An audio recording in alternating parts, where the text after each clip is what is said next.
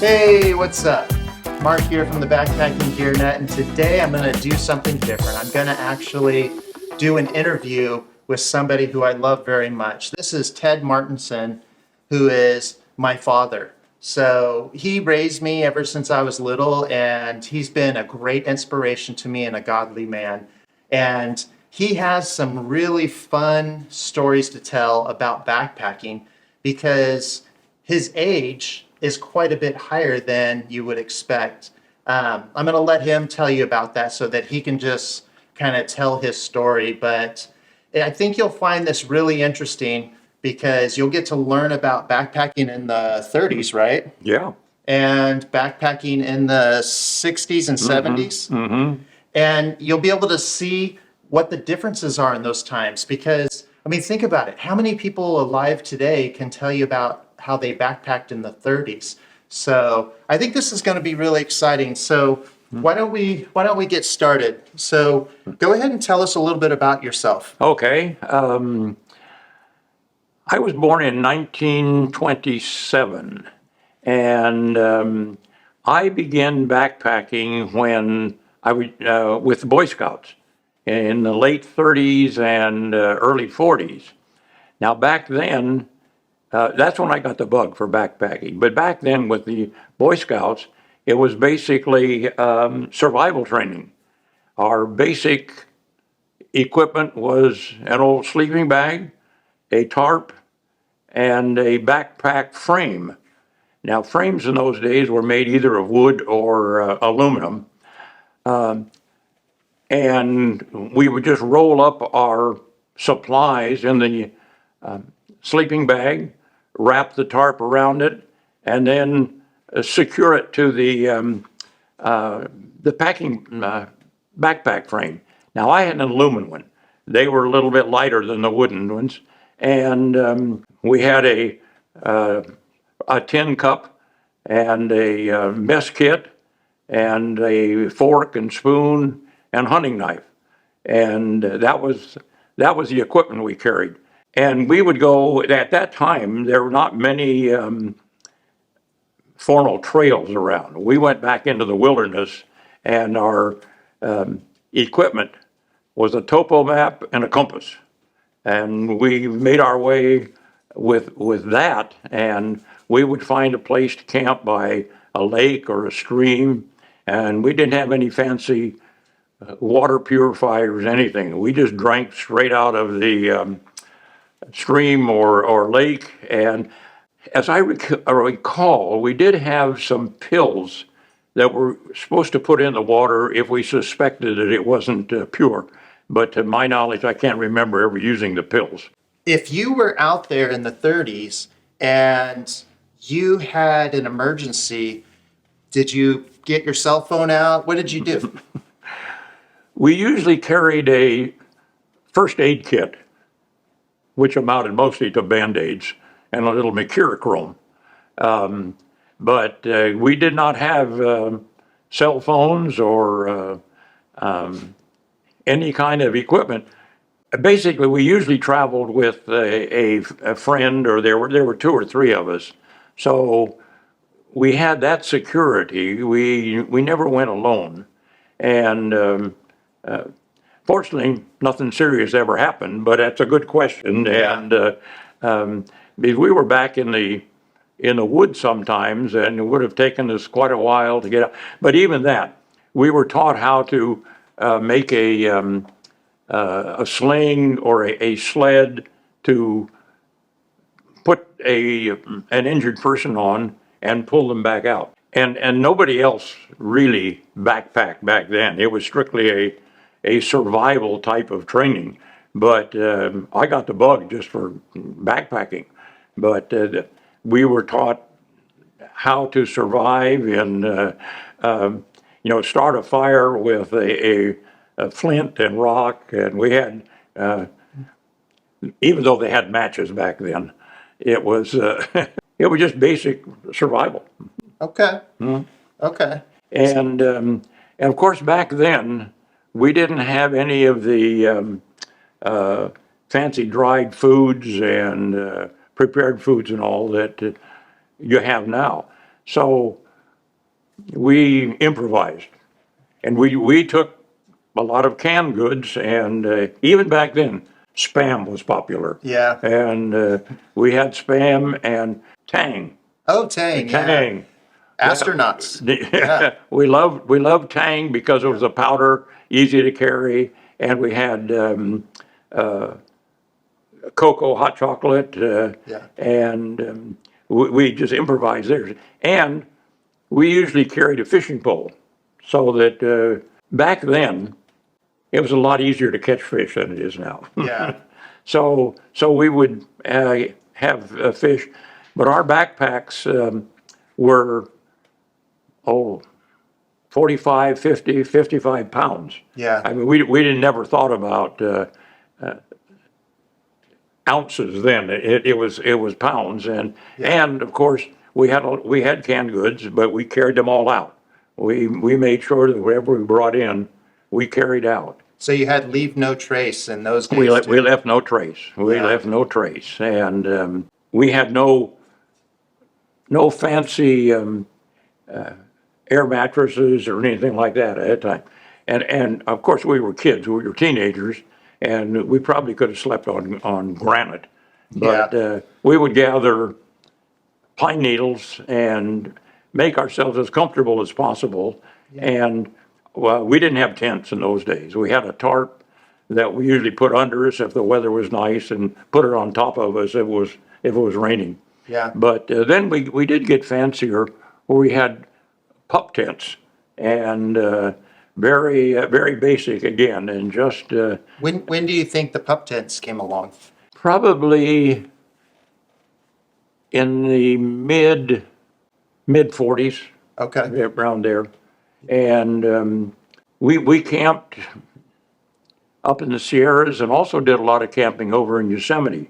And I had a high school buddy that he and I would frequently go to Yosemite, and we camped all over the upper reaches of Yosemite. I've been up Half Dome 3 times, I think, but we used to camp back in Little Yosemite Valley and up on the top of Yosemite Falls, and that was beautiful country to Yeah. backpack in. And we also carried an axe. We always had our hunting knife and our axe was with us. And I remember one time we were up around the top of Yosemite Falls, and it was at night, and we heard something rummaging around, and it was a bear. And being a crazy kid then, I took my axe and threw at the bear. Fortunately, I didn't hit him, or I might not be here today. Yeah. But anyway, it scared him off. But we had encounters like that, and it was a good time. And then I graduated from high school and immediately went into the Navy. It was World War II. About what year? That was in the, well, 40, 43, 44. Okay. And the war had been going on, but it was still going. As a matter of fact, I went into the Navy about the same time that the D-Day, when they invaded Normandy. Yeah. And but they trained me to be a radar specialist, and radar was brand new in World War II, and so I serviced the radar on our ship. Our early ships didn't even have radar, but our later ships had it, and I troubleshot and repaired, modified the radars, and it was an interesting time, and I don't regret my time in the Navy, but I'm glad I don't have to do it again. So I was in the Navy, and then when I got out of the Navy, I went to Cal, 80, 90% ex-GIs going on the GI bill, and so we were all, of course, had just gotten out of the service, and so we had a lot of comrade there. Got my degree in engineering, started a family, and so I didn't backpack for a few years until my son was about 10 years old. So now we're in the late 60s, and by this time the equipment was a little better. We had mummy bags by that time, Oh. and the material in the bags was much warmer, and they were much lighter. But we still had the basic backpack frame, and by this time there were better trails. There were more trails in the 30s and 40s. There weren't many trails up in the Sierra. They call going and blazing your own trail bushwhacking and stuff like that. We did a little of that in the Yeah. 30s and 40s, but by the 60s and 70s, more trails had been developed, and but there still weren't many backpackers. Had the basics of improvising in our food, and by this time, my son and I went a little bit further, but we did a lot of, we'd probably go away for a week, and we used our fishing poles, and at that time, I wouldn't do it now, but we carried our 22s, and we did a little target practice, but there was nobody else around. And then we backpacked for another 10, 12 years, I guess. And then he got married and started a family. And then I was busy developing my career. And that was about the last that I backpacked. Okay. But it's fond memories. At my age, there's a lot of things I can't remember, but I sure remember the good times in backpacking. I have a question for you. The question is, when you get out and backpack, what was it about backpacking that was interesting to you? Being out in nature, that sort of thing. I guess it was just a survival instinct of making do with not all of the creature comforts we have around home. And it's just in the beautiful surroundings, and God did a beautiful job of designing this world, and there's some beautiful places all over the world, but we've got some of the most beautiful here in our national parks like Yosemite and our Sierras, and of course there's nothing like the Pacific Crest Trail in those days. I think was it Roosevelt who started building like trails like that? It was probably around that time. I don't Yeah. remember specifically, but the craze started then, probably in the late the 70s or 80s, that it began to be, backpacking became more of a recreation type of thing. Okay. And that's when they organization like Sierra Club decided that we need to carve some trails. Yeah. And make them much more navigable as far as hiking on. It was then that backpacking became popular, and companies like REI and some of these others and began to take an interest and develop equipment that I sure envy Yeah.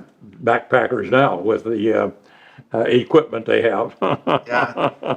So if you think about that, I carry a base weight of usually around 15 pounds because I take camera gear and other things out there. And then by the time I add water and everything, it just depends on the water and food as to how long I'm out and what the availability of water is. So we'll just say 25 pounds is probably what my backpack weighs. His weighed double that. His weighed double that, and he didn't even get any comfort out of it. Whereas I'm able to like sit there and have a hot drink or eat nice warm food, and it's just amazing the difference. But for me, it's the same thing. I love getting out in nature and spending time just enjoying the beautiful blessings that God has created. It's clearing to my mind. That's it. It's just a wonderful experience. And of course, when I was doing it, it was just part of improvising and surviving in a while. Yeah. And whereas now, there's a whole lot more comfort creatures in chairs and pads and things like that. Yeah. But it's nature. Yeah. It's nature is God designed a wonderful, wonderful place. Yeah. So how old are you? Well, I'm 96. 96.